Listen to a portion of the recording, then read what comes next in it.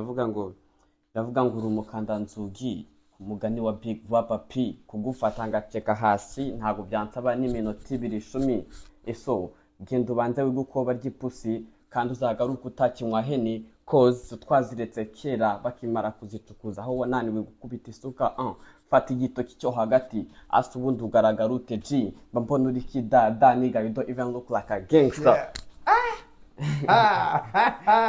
So ko bya bintu bikaze ubona ni umuzingo umaze kwandika uri birimo gake ukibitsana gake. utarajya hanze.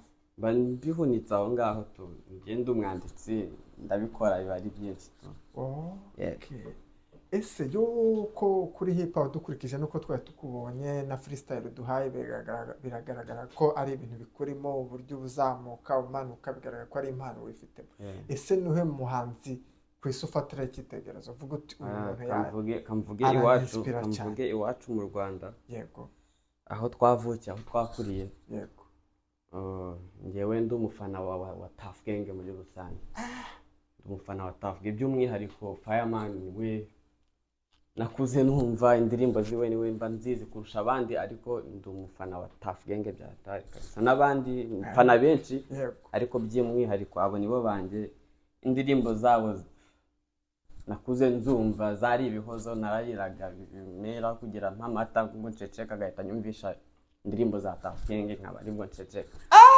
Umva nyine nakuze mbafana to. Ako na kandi kantu gashinzwe ibintu ku rundi rwego rwo kuba umuntu.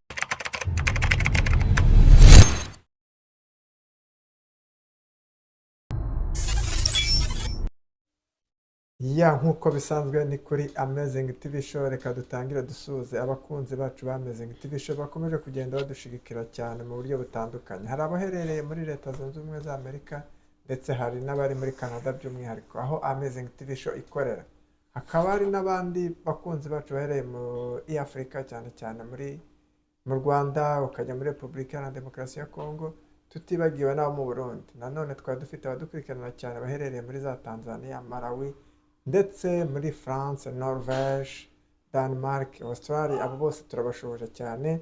Ni Amazing yanyu mukunda cyane kandi natwe turabakunda cyane. Uyu munsi rero nkuko bisanzwe muramureba kuri kamera zacu za Amazing TV Show, ni umuntu abantu benshi basanzwe bazi, harashobora kuba muzi cyane cyane muri Canada by'umwihariko umujyi wa Halifax ukagera na za Toronto, nawe ni umuntu umaze kumenyekana cyane. Hakaba hari n'abamuzi cyane mu Rwanda, akaba yarabaye mu karere ka Karongi. Hari abashobora kumureba kuri aka kanya muri kino kiganiro bakabona barakinanye nawe umupira. Hari n'abashobora kumureba bagasanga wenda hari ibintu bisanzwe by'ubuhanzi ashobora kuba barakoranye nabo, ari nabyo tugiye kuganira nawe cyane. Ntabwo ndi bumuvuge, turaza kumuha akanya yivuge cyane kugira ngo noneho tujye mu kiganiro cyimbitse tubashe kubabwira n'icyo twamuzaniye hano kuri Amazing TV Show n'ikiganiro dushaka ko tuganira nawe. Reka tubanze tumuhe ikaze, turabakira hano muri studio zacu za Amazing TV Show. Murakoze cyane kabisa. Wakureba aka kanya avuga ati umusore usa gutya rwose mu mpeza akanimero ke rwose kuko ndabona ariho nago. Rero Amazing TV Show tubashimiye ko mwatwitabye, cyari igihe kinini dupanga ko twahura namwe ariko tubashimira ko mwahagaze. Ikaze rero turayibaye ko turabasaba mudufashe mutangire mwibwira abakunzi bacu ba Amazing TV Show. Murakoze cyane nanjye I'm so excited to be here. Alright. Nifuza gukorana namwe, igihe kirageze birabaye kabisa, ndabakurikirana ndi umufana wa Amazing TV Show. Yego. Murakoze cyane kabisa. Ku mazina ho nitwa God cyangwa se Godson. Okay. Benshi banzi nka Nzayi. Yeah. Mfite amazina menshi. Good example ayo ni amazina yanjye. Yes. Igutyo ndumva muri make. Urakoze cyane. Ahanini nge nari kuzina narinzi ni Nzayi, ariko hari andi mazina uvuze numva ko abafite inkomoko yayo nayo tubuze kuyagarukaho. Tubahaye ikaze rero. Murakoze cyane kabisa. Yego. Uyu munsi rero cyatumye tuvuga ati tuzahamagaze Nzayi tuganire nawe kuri Amazing TV Show. Ni impano ahanini twagiye twumva mushobora kuba munafite abantu benshi bagenda batubwira ati ariko iki mutumira abantu bose nimuzane Nzayi ko tumuzi ko ari umuntu uri talented cyane muri hip hop, mwazamutuzanira mukamuganiriza mukatubariza amakuru niba yarakomeje hip hop cyangwa niba yarabiretse cyangwa niba akomeje kwandika gusa ahereza azigurisha niko bavugaga, ubwo nabyo naza kubitubwiraho. Ubwo niyo mpamvu twaguhamagaje cyane turashaka tubwire se umuziki bimeze bite, waba warakomeje cyangwa muri make tubwire buno uhagaze ku muziki wawe.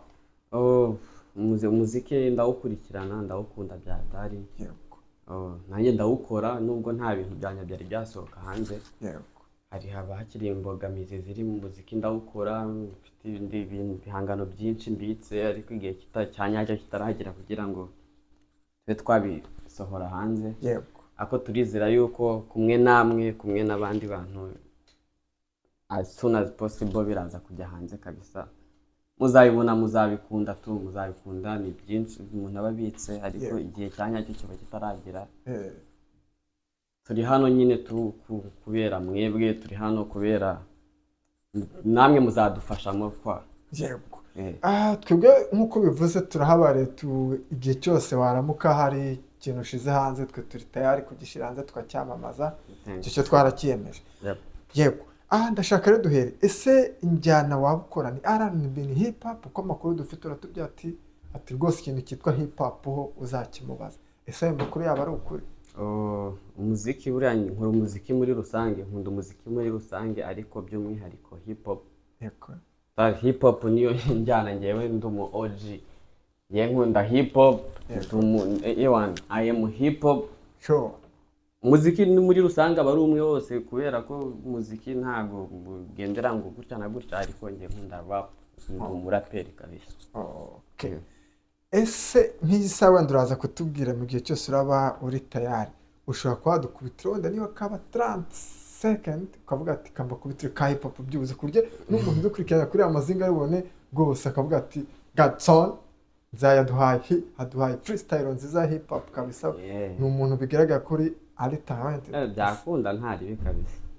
Watukubitira nta kibazo rwose. Okay. Hari freestyle mfite. Yego. Tarajya hanze. Iratangira ngo kabanze niyubitse kuri lyrics mo gake. Nta kibazo rwose. Narazanditse muri phone, narazihunitse. Akubitaho kare. Guhunika.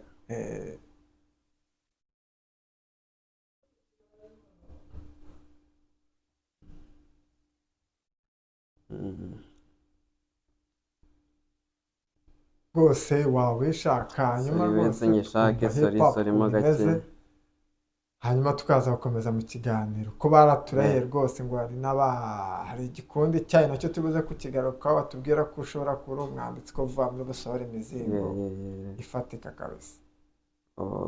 Nazihonitse hese none. Ziraboneka. Ndiko ntaye kubigwaho vuba ariko ntari biravuga ngo uri umukandanzugi, umugani wa Big Vapa P, kugufata ngaceka hasi ntago byansaba n'iminota 2-10. Eso genda ubanze wigukoba ry'ipusi kandi uzagaruka utakinywa heni cause twaziretse kera bakimara kuzicukuza aho wananiwe gukubita isuka. Fata igitoki cyo hagati asa ubundi ugaragara ute G, mbona uri kidada nigga, you don't even look like a gangster.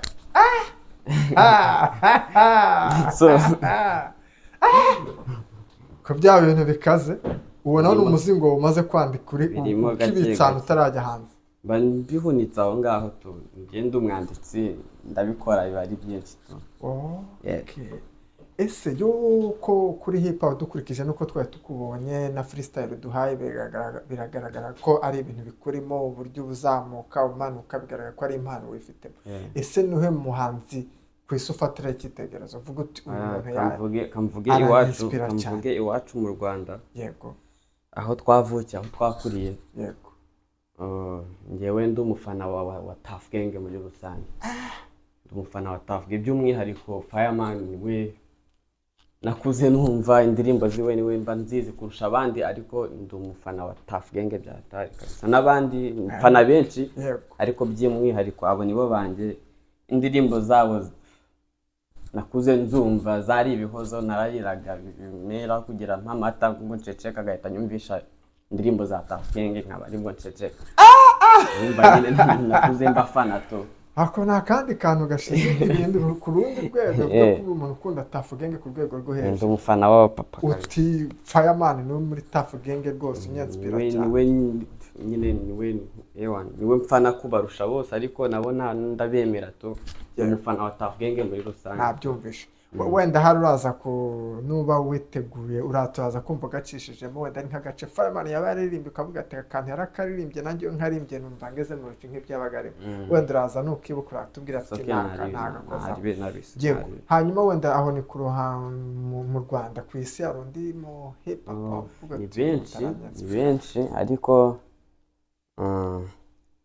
ni benshi kabisa ni benshi ariko ninde wenda nawe araza ni benshi byo ariko Fireman avuga ati Tuff Gang niyo njya mu Rwanda kugira ngo nibwo abantu banabyumva neza nabo bantu benshi banazi hanyuma ese ubu niba hari izo umaze kwandika wari gutegura ko bazishira hanze muri iyi minsi haracyari imbogamizi bisaba buriya ubukungu ntabwo ari ibintu byuka mu gitondo ngo uhite ukazagara ariko turi kubitegura ikintu kikurimo nyine kiba kikurimo tu isaha n'isaha narigiye nabatungura tu amakuru twari dufite ngo muri Toronto ngo hari studio kujya gukoramo indirimbo ku buryo zimaze kugeramo nyinshi muri studio ngo uzayisohorera hanze icyarimwe ayo makuru yaba ari ukuri ndi kugerageza ariko ntabwo nabona umuproducer duhuza cyane abenshi ni babandi baba batazi ibi hip hop zacu baba batazi ngo wenda wagwamo hano gutya na gutya ariko ndi kugerageza hano hari umuji twavuganye witwa Wayfila ntabwo mperuka kumuvugisha ariko niwe numva yuko twahuza kubera ko turumvikana byose ariko ni ukubyirukamo tu oya Wayfila ni umujama mwiza natwe twazabafasha tukareba ko ari cyabafasha zikareba ko zajya hanze ko nawe ni umukunzi wacu hano kuri Amazing TV Show hari ibintu byinshi dukorana hari n'indi project twari twatangiranye n'umuhanzi witwa GKS nawe turimo hari izindi ndirimbo ari kudufasha gukora kandi hari n'indirimbo nyinshi yagiye afasha abo bita Baski niwe umukorera hari n'undi mutipe witwa Artemis nabo Badatmas nawe atangiye kumukora ubona ko ari umuntu umaze kujya muri nawe yazagufasha kandi bikagenda neza turashaka kutubwira ubu wamaze kwandika indirimbo zingana gute ko mba nzihunitse se ko ari umuba ni umuba kabisa uzaba zigiye kugera mu ijana ni umuba ni nyinshi ariko ntabwo igihe kiba cyari cyagera cyo kuzitegura ngo mvuge ngo wenda ngo ndazikurikiranya gutya cyangwa ndatoranya mizihe ariko aba ari nyinshi tu yego turashaka rero noneho duhereze amateka yawe mbese utangira kuvuga ati ngiye kujya mu bintu by'ubuhanzi wabitangiye ryari byakujemo gute kugira ngo dukomeze dusangize abakunzi bacu bameze nka TV Show amateka y'ubuhanzi kuko nabikubwiye ngewe nakuze numva ba Big Papa bariya nakubwiye Tuff Gang nyine muziki muri rusange ariko nanditse nahereye kwandika indirimbo byo bisanzwe nabihereye niba nibuka neza 2017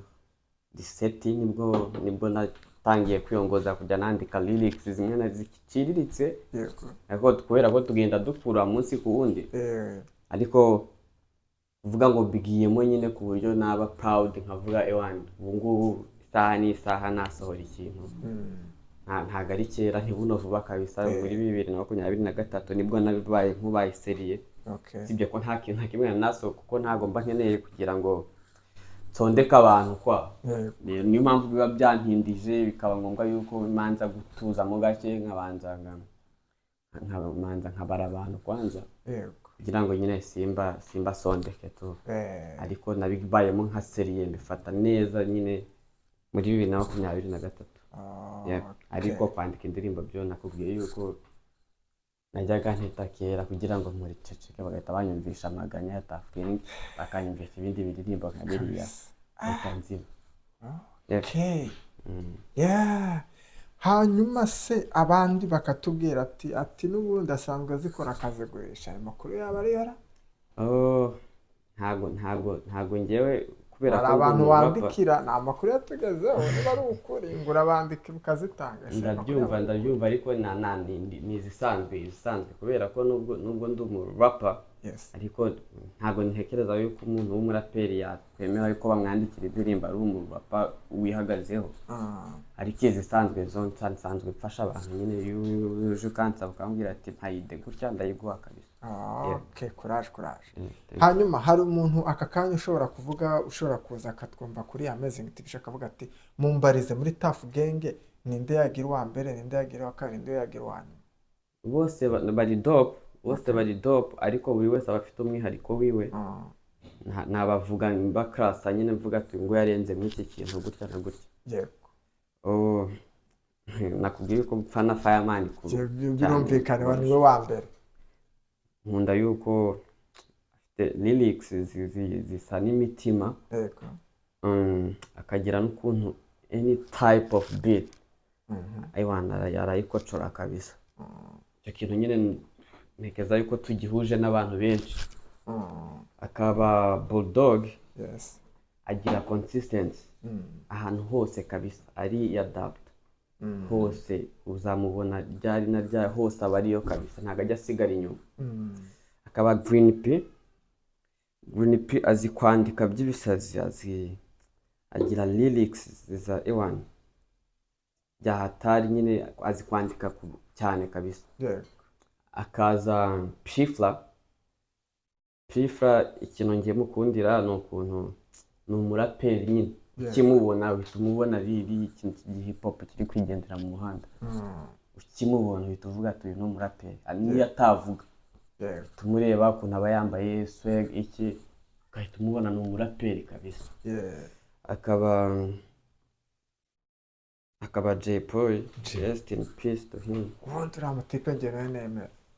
Njyewe uriya muri Tuff Gang aza ari uwa nyuma kabisa.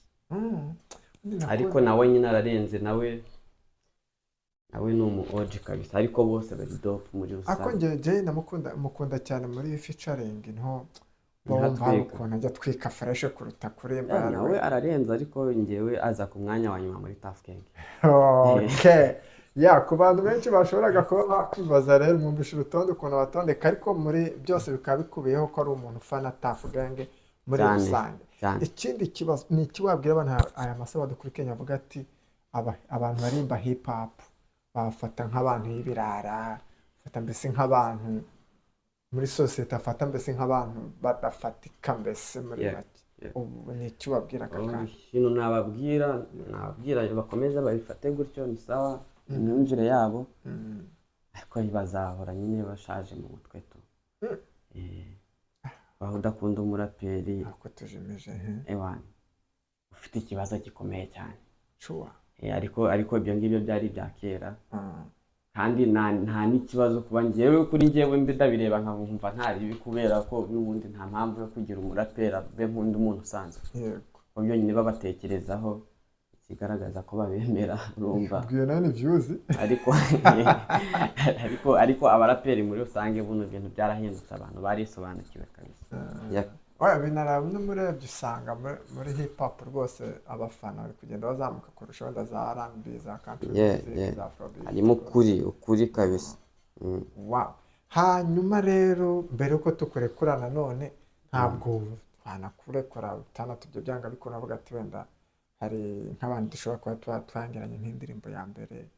Ese abantu mushobora kuba mwaratangiranye mwandika indirimbo akaba ari level bagezeho, cyangwa mwese muracyari kwandika mvugo ati igihe kizagera tuzisohora? Navuga ko ntabo kabisa, ntabwo njye ntabwo nahuje n'abantu cyane babahanze.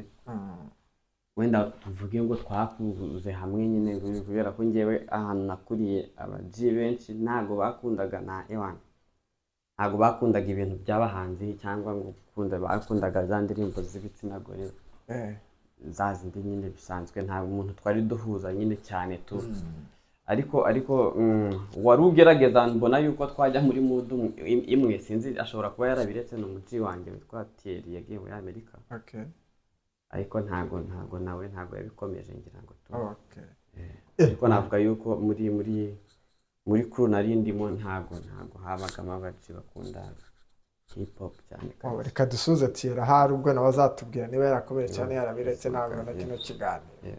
ntabwo rero aka kanya twakugumana, tunabashimira n'umwanya muba mwanaduhaye, ariko nanone ntabwo twakureka. Ntikiri wabwira abantu bagukurikira akanya kuri Amazing TV Show bari buriho kino kiganiro akavuga ati uyu munsi twabonye Nzayi, nicyo babwira muri kano kanya. Ariko nanone uri buze gusoza unabakubitira kandi ga freestyle mu gihe ukiri kubabwira, niba ngombwa byaba byiza ukanabahaye bakongera bakakubona. Ikintu navuga ni kimwe, cyangwa ikirenze na kimwe. Banyitege nyine ntari banyitege kandi banansengere tubikorane nyine tubikorane, kubera bino ntabwo wabyifasha umwe. Dufatanye n'abasaba bakorera za subscribe kuri Amazing TV Show.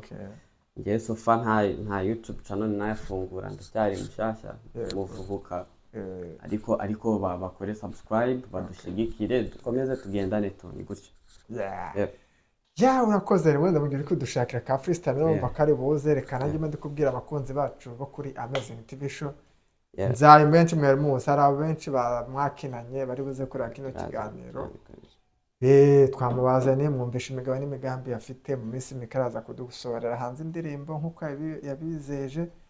Icyo tubasaba rero, mukomeze mudukurikira no kuri Amazing TV Show, ibyo muzashaka byose muzayibona, kuko Amazing TV Show twaje kugira ngo tubanezeze, tubashimishe, tubazanira abantu batandukanye baze batuganirire. Uzagira n'ikibazo wese ajya twandika muri comment avuga ati turashaka ko muzatubwira kuri uyu muntu, muzamutuzane tuganire nawe, cyangwa muzatugorere documentaire ku kintu kiniki. Dore ko muri iyi minsi twatangiye no gukora ibiganiro bigenda bivuga amakuru ari kubera hirya hino no ku isi. Ibyo byose muzajya mubyandika muri comment, tuzatuza natwe tubikora. Reka twebwe tugaruke kuri Nzayi ko yayituboneye, hanyuma nawe tumuhereze umwanya wo kugira aduheze ka freestyle kanadusezeraho, hanyuma dusoze ikiganiro. Ariko nanone niyo freestyle batarayibonye, n'ari indirimbo yaba yibuka Fireman yaririmbye ishobora kumwinspira, yaza kuyidushakira. Gutemo Fireman, yego rwose, niba ariyo wibuka wamudukubitira, ubundi ukavuga ati yaririmbye ahantu haranyura rwose, nanjye mparirimbye numva ndi Fireman mwenyewe kabisa. Ntabwo naba Fireman, ntabwo byakunda. Njyewe n'ubundi nahinduka njyewe. Ariko uriya mugabo arankoma by'ibisazi. Hari ikiririmbo cyiwe cyitwa gute, ntarirarenga. Aravuga ngo ingwe by'ubuzima Yesu tunyuzamo, urebye usanga biva inzuro twahisemo. Njye nziko ntawakwiyatoreraho bumo, gusa amahitamo yawe niyage no kubaho. Nukuri ubuzima nka gutyo, ntago nyibuka fresh, ariko nzi indirimbo ze nyinshi byahataje. Ntibikiri inzozi ku bantu benshi bari bategereje kuba bakwifuza kujya mu mahanga, bongeye bashizwe igorora. Mega Global Link yongeye yaje, abashaka kuza kwiga muri Canada, abashaka kuza gutura muri Canada, abashaka gutembera, Mega Global Link irahari kugira ngo ibafashe. Mega Global Link ifasha umuntu wese wifuza kuba yaza kwiga muri Canada, ushaka kuhatura n'umuryango we wose, ushaka kuza gutembera, ndetse n'ushaka kuza gukorayo rwose muri Canada. Mega Global Link irabafasha.